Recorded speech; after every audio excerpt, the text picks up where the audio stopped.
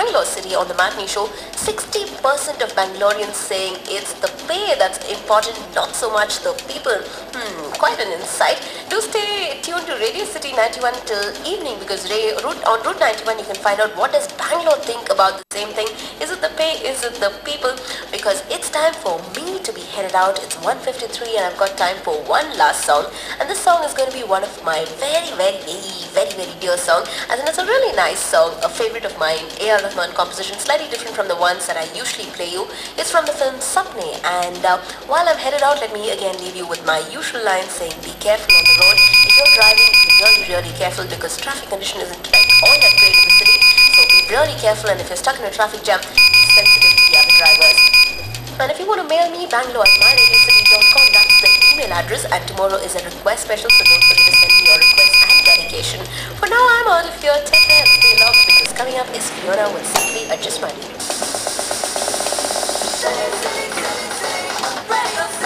The Matinee Show with Sindhu, Sindhu with the Matinee Show.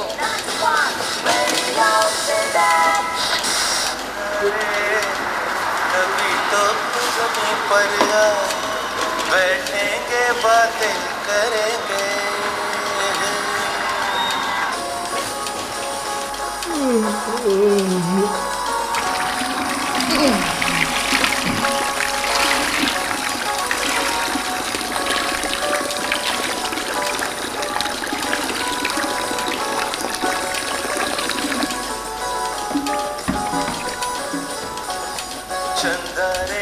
चंदा रे कभी तो समी पर आ बैठेंगे बातें करेंगे तुझको आते इधर लाज आए घर ओढ़ के आजा तो बादल घने चंदा रे कभी तो समी पर आ बैठेंगे बातें करेंगे तुझको आते इधर लाज आए घर ओढ़ के आजा तो बादल घने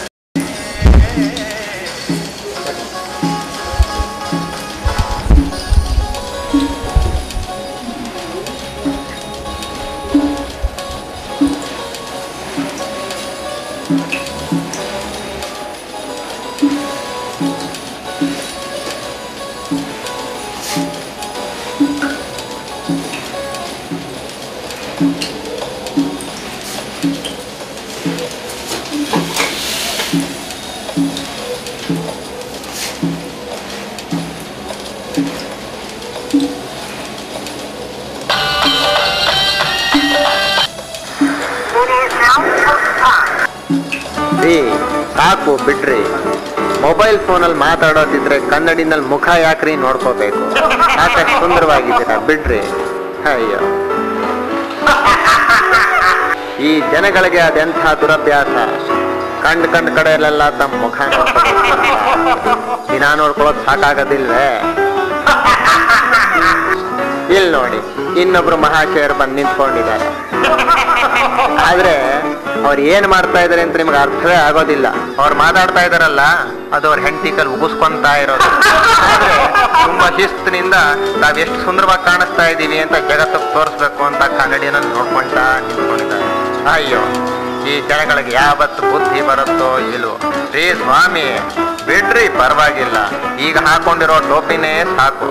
ಇನ್ನೊಂದ್ಸರ್ತಿ ಟೋಪಿ ಹಾಕೋಬೇಕಾ? Each person every day looks into the mirror at least 15 times. But how many of us have really asked this question? Who is the person gaping at me from the mirror? Is it me? Really me? If so, who am I? But aren't we really fortunate? Our reflections in the mirror mutely obey our commands. What if? What if the reflection does not obey our command? What if it thrusts its hand out, catches us by the collar, and asks us, who am I? Do we have an answer for the question, who am I?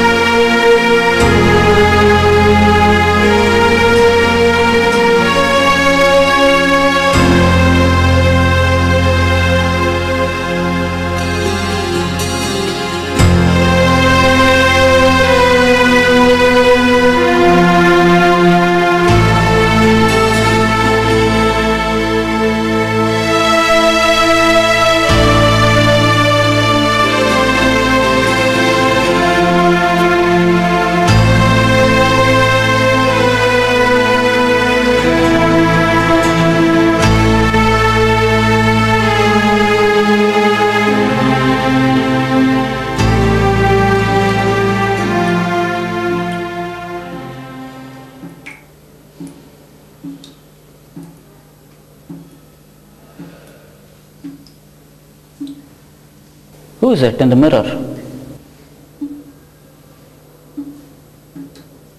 Who is it in the mirror?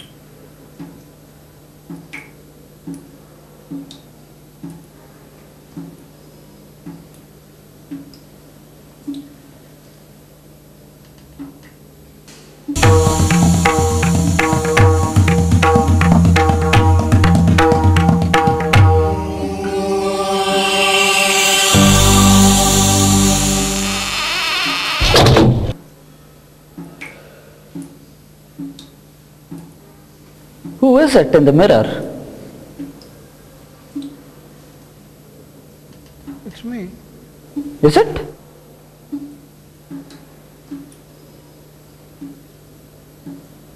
Yeah, it's me. If so, who are you? I'm Jaydev. I didn't ask your name. Who are you?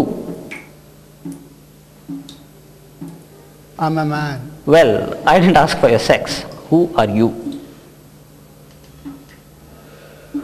Actually, my father is. I'm not bothered about whom you're related with. Who are you? Okay, I'm a college student. I have a goal in my life. And Who are you? Who are you? to tell you the truth, I don't want to be this. I want to be someone else. But only because of these family responsibilities and social constraints and these expectations, I'm like this. I don't want to be this. I want to be someone else. The most frequent impediment that people find in turning their eyes inwards upon themselves is that they are afraid of what they shall behold there. S.T. Coleridge.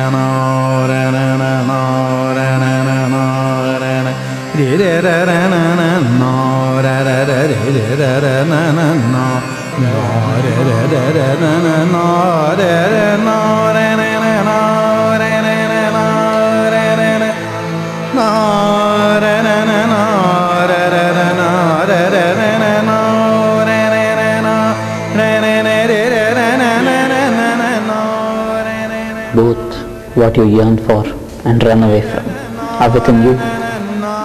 Yes, I'm a hypocrite. I'm lazy.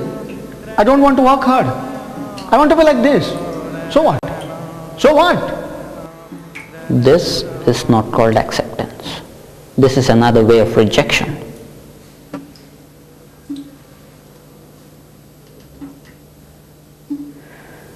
Well, once upon a time, there was this person. The one thing that troubled him incessantly was his shadow. It followed him wherever he went. Finally, he decided that he will get rid of the shadow. So he tried to walk away from it. But no, the shadow would follow him. He tried running. Despite that, the shadow would follow him. No matter what were his efforts, the shadow would not budge. So a friend came up with an idea. He thought that if he would go on the rooftop, the shadow would not probably reach him there. But despite his many acrobatics, the shadow persisted and stayed.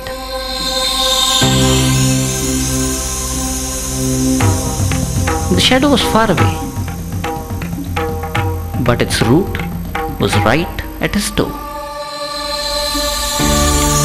If the shadow has decided that it will not leave him, what this poor friend of ours can do? As a last resort, he tried running away from the shadow.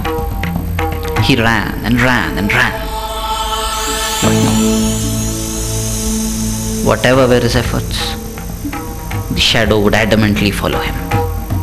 Finally, he was exhausted and he broke down. At last, a friend comes to know something very simple. The more you run away from your shadow, it draws longer. But the nearer you come, you accept it. It becomes a part of you. Take up the whole responsibility on yourself. Don't blame others.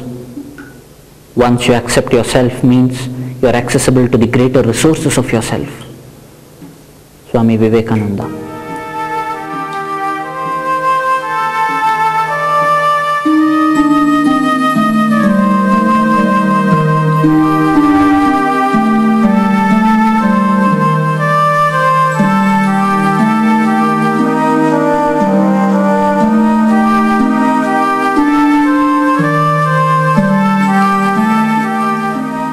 So, tell me, who are you? Pardon me?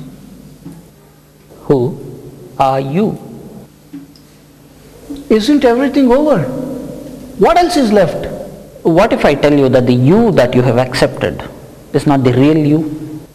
What do you mean?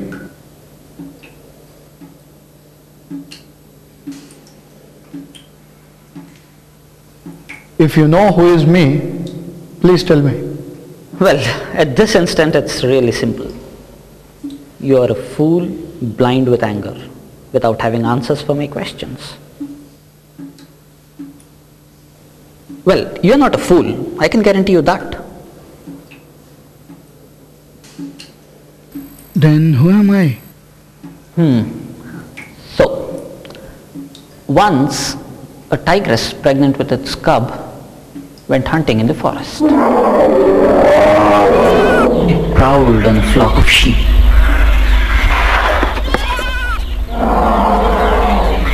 But unfortunately, the tigress died, giving birth to a cub.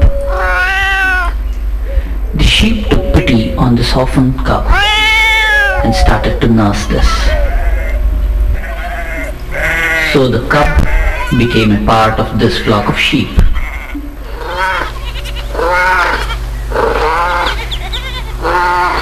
It was too happy, playing, bleating, eating grass, and blissfully being a part of this flock. It listened to the story of its ancestor sheep and completely believed it too was a sheep, forgetting thoroughly who really it was.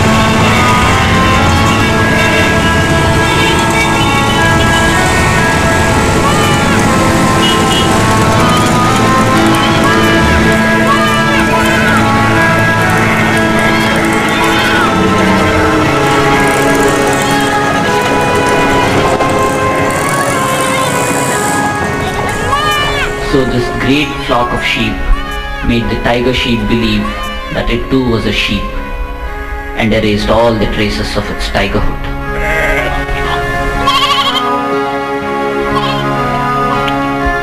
One fine day, another tiger came hunting in the forest.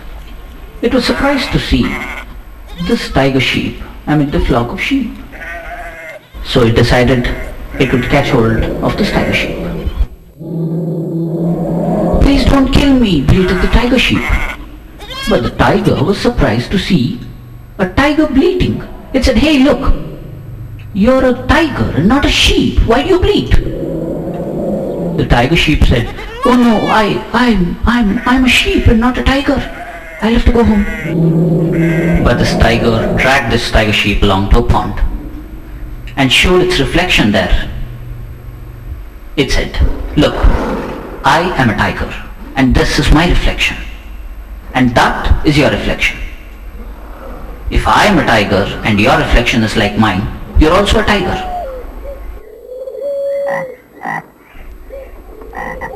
And thus the tiger sheep looked at its reflection for the first time and realized who it really was. And when it cleared its throat, it heard itself roaring and not bleating.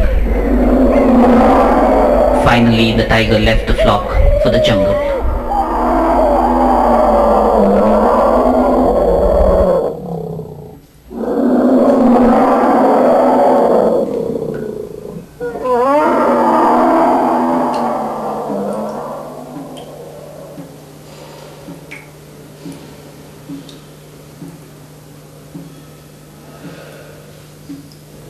Is it possible? Why not? How can it be? Come on. After all, it's a story. Story. People who consider story as just a story are fools. Come on. We have got so many problems and distractions. The history of the world is the history of men who believed in themselves. It was poverty which taught more than happiness. It was misery which taught more than wealth. And it was the blows which urged the inner fire more than the praise. Swami Vivekananda. Even if we want to do something, how can we do? Nothing is in our hand. Literally nothing.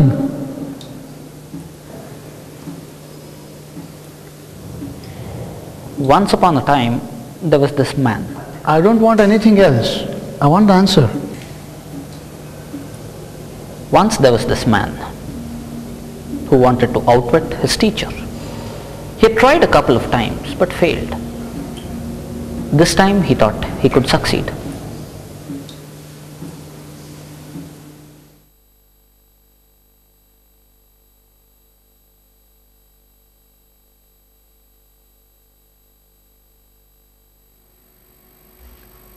Hey, hold it. Hey, what is this? I'll tell you.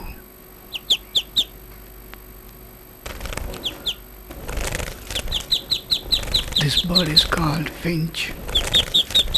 Why right here? Wait, I'll tell you. Be careful, okay? It's okay. Now tell me, whether the bird in my hand is alive or dead? It's alive now. If you continue to squeeze it, it will be dead any moment. But why have you brought it here? Look, I will go to that guy and ask him whether this bird is alive or not. If he says it's alive, I'll just squeeze my hand and kill the bird. If he says it's dead, I'll simply open my hand and the bird will fly away. This time he should be wrong.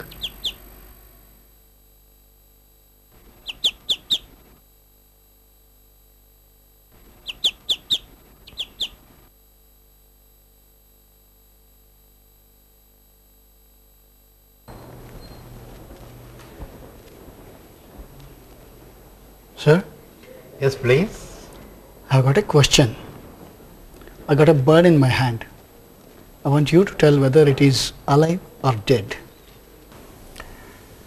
It's very difficult to say whether it is alive or dead.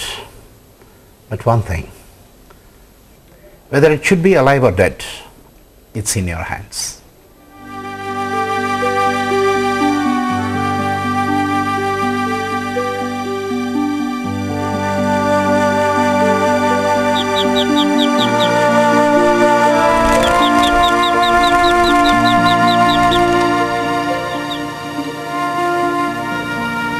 I knew I was not a born genius, but by constant and continuous effort, perseverance, self-belief, and above all, self-introspection, I could achieve. Albert Einstein.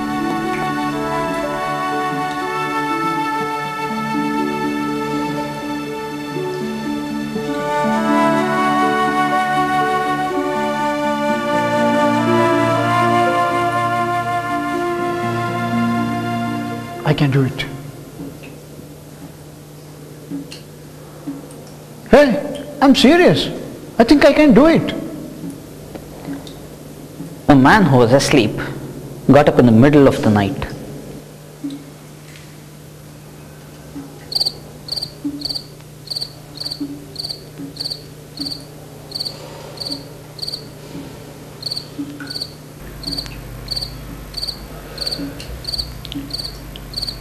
It was because a strange light hit him directly in the face. And when he got up to see what it was none other than God himself, present there to give him any boon he would ask. Ask for any boon you would want.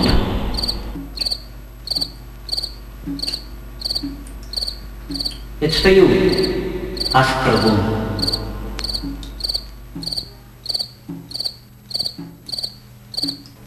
Is it? Yes, Any boon?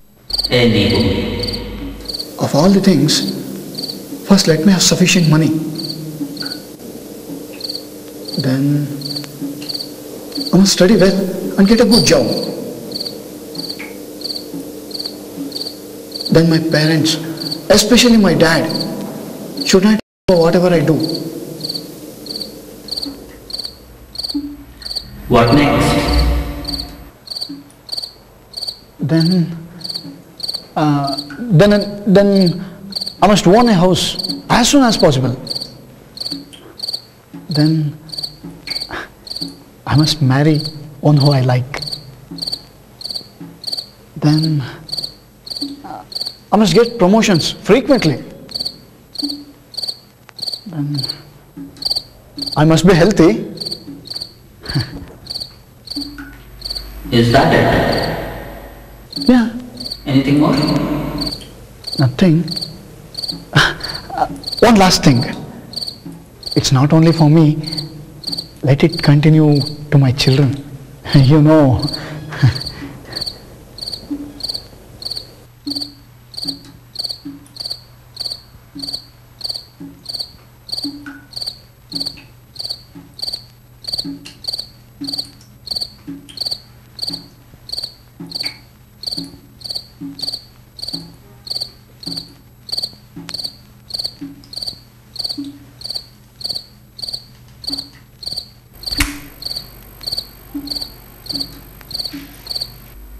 Open it.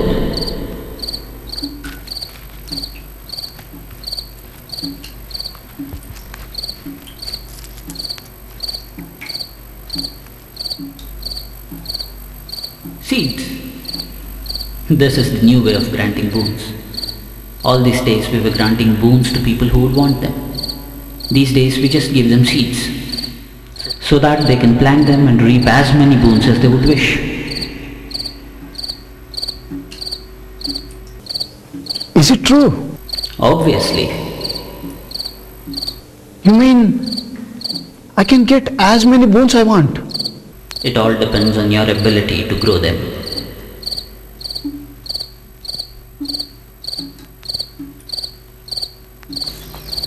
Next morning, when he really woke up from his sleep, he ran to sow these seeds.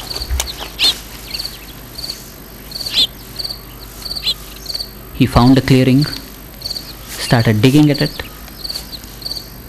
and then sowed the seed.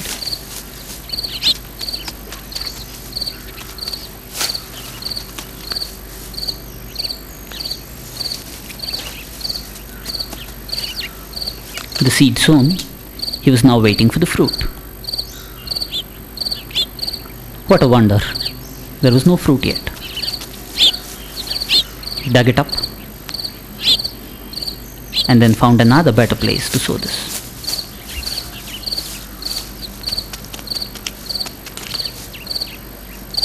And again,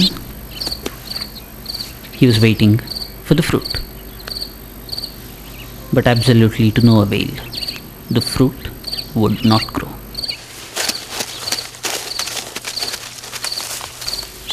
He thought the seeds given by God would yield fruit instantly. But the fruit wouldn't come. Therefore, desperate for the fruit, he started sowing these seeds in every nook and corner.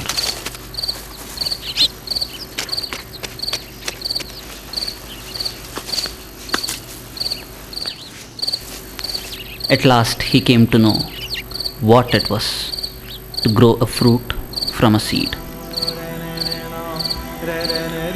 One ought to find an ideal ground to sow this seed. Sow the seed, water it every day, wait for it to become a sapling, and then give fertilizers to it. And when the sapling grows into a plant, give it support, and then disinfect it from diseases. And when the plant grows into a tree, you should know how to climb the tree. And when the tree bears fruit, before the other person steals it, you will have to take the fruit yourself. It's only after years of waiting and hard work that one gets the fruits of one's labor. So now, you tell me, what is he supposed to do?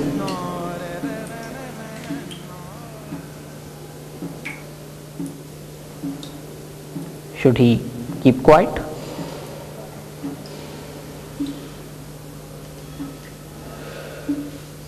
Who wants to pay the price for each fruit he gets?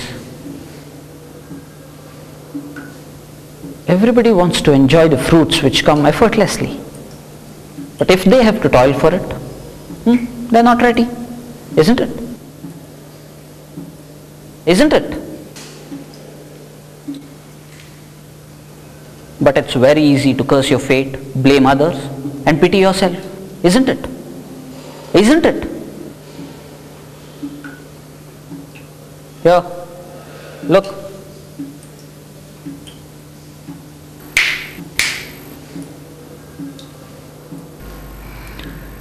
Once, a fisherman got up early in the morning when it was yet dark.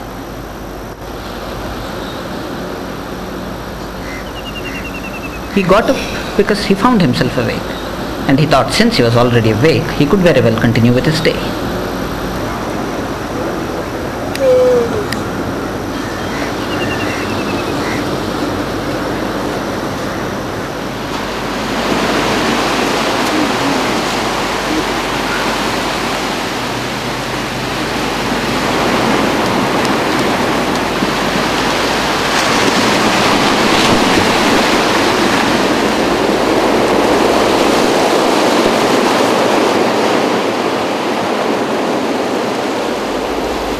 Finishing with his ablutions by the seaside, he was just walking along.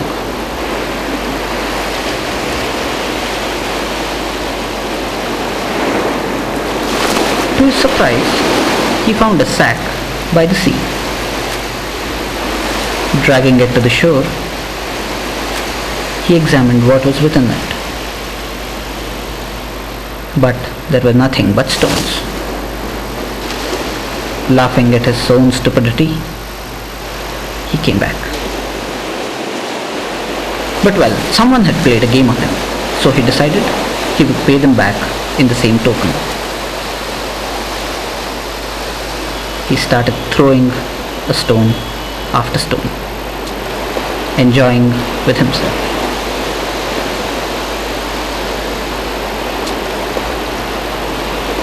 He threw stones one after the other, and then in handfuls. Running into the sea, he was splashing stones in fistfuls into the water.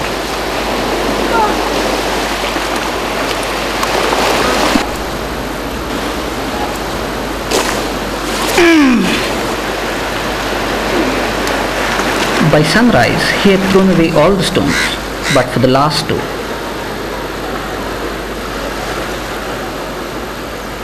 Examining them in the morning sun, he came to know they were not just stones, but precious stones.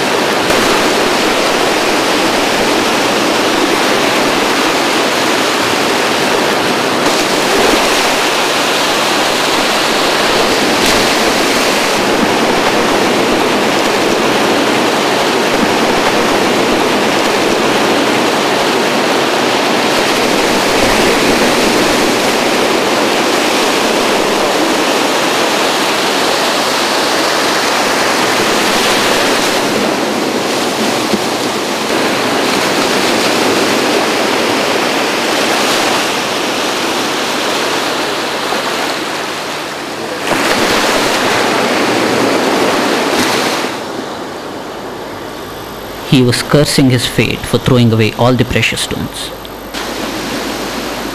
But he failed to understand that just beside him there were still 2 more precious stones with which he could make a fortune. Life has an inner dynamism of its own, to grow, to be expressed, to be lived.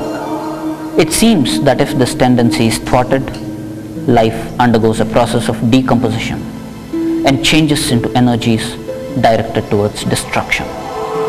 Eric Fromm.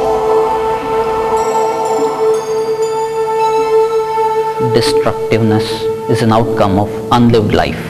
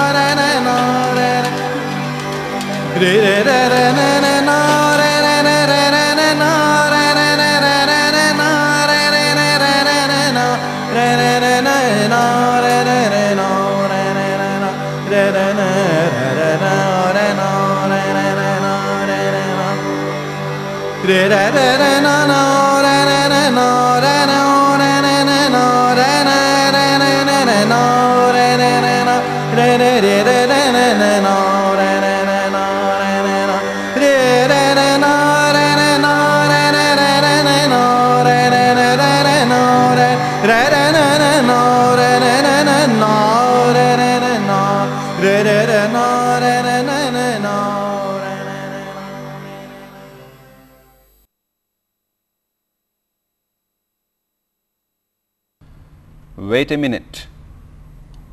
Do you have any questions?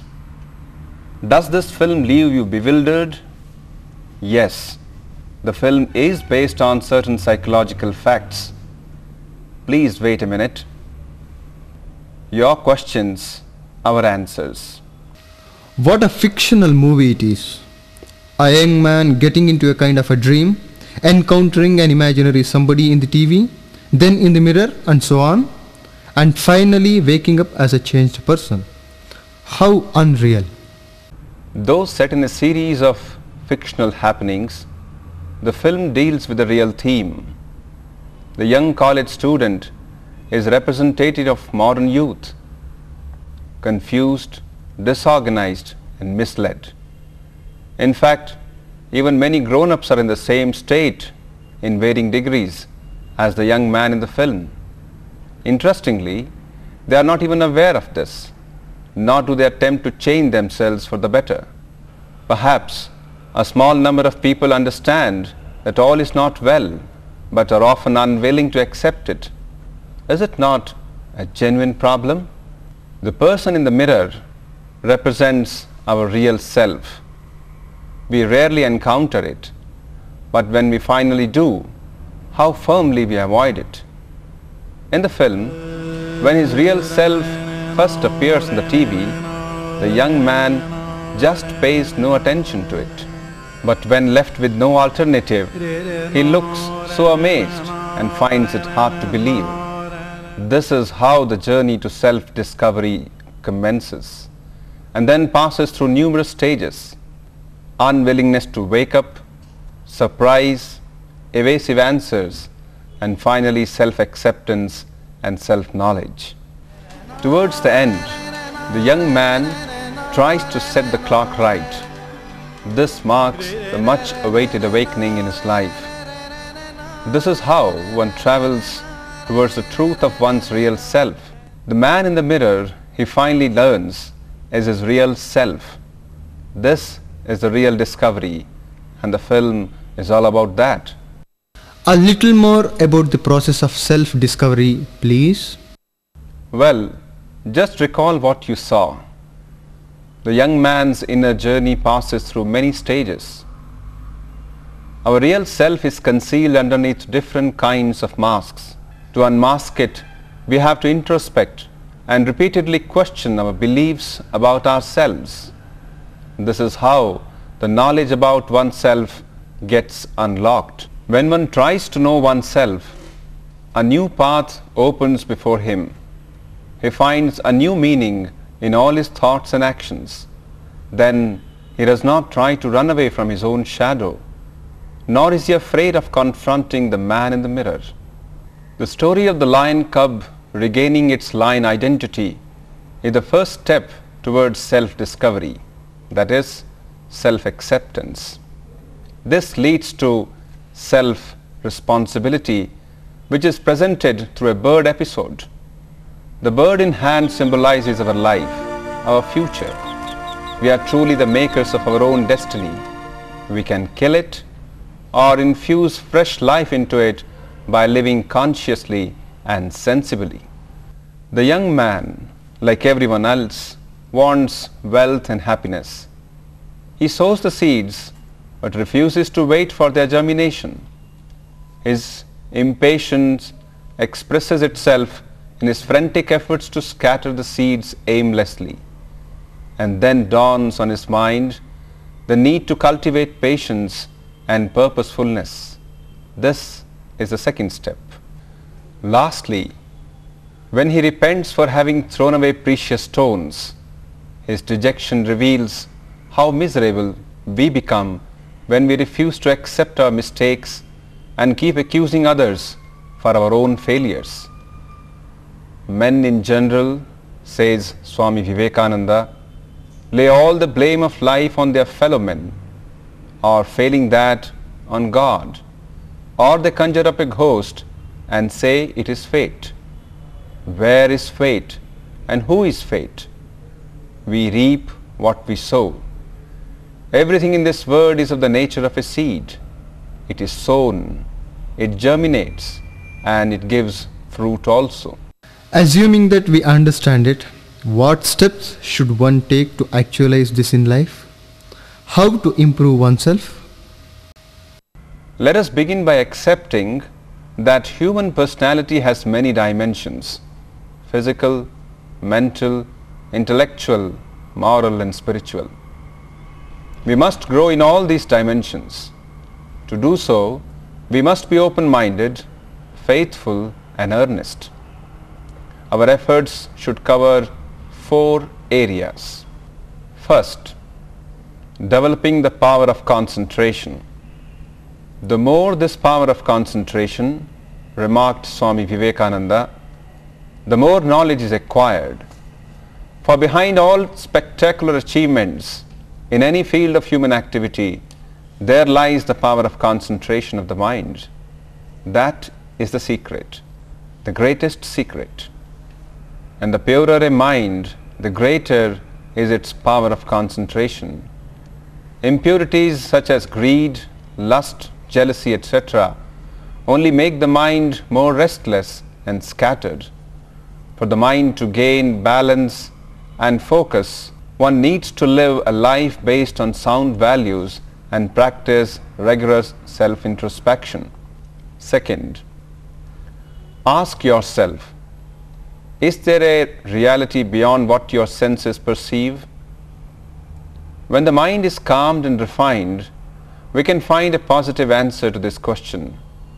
Train the mind to separate the right from the wrong, the momentary from the everlasting, the pleasant from the beneficial, and practice awareness of our true divine nature, which is the eternal spring of strength, vitality, and excellence. Third, serve others without a selfish motive. When we serve others, we in fact help ourselves, because service expands our mental horizon. When we serve, we discover something nobler than our ego and selfishness, and this makes us truly joyful and fulfilled. Says Albert Einstein, the renowned scientist, a human being is a part of the whole, called by us universe, a part limited in time and space, a kind of optical illusion. This delusion is a kind of prison for us, restricting us to personal desires and to affection for a few persons nearest to us. Our task must be to free ourselves from this prison by widening our circle of compassion to embrace all living creatures and the whole of nature in its beauty. Service thus dilutes and thins down the veil of separation from others and makes us truly kind and compassionate. Fourth, developing an attitude of respect and devotion towards life and the power that sustains it. This loving attitude releases positive energy and provides us emotional balance, which in turn enables the mind to explore areas which were otherwise inaccessible. Devotion to higher ideal promotes well-being and happiness. Finally, this film is an attempt to visualize the timeless truth that man can make or mar his life. It's a question of how much we are willing to work to improve ourselves. It is an eternal quest, relevant to everyone, everywhere, at all times. For self-knowledge alone makes a complete man. Right?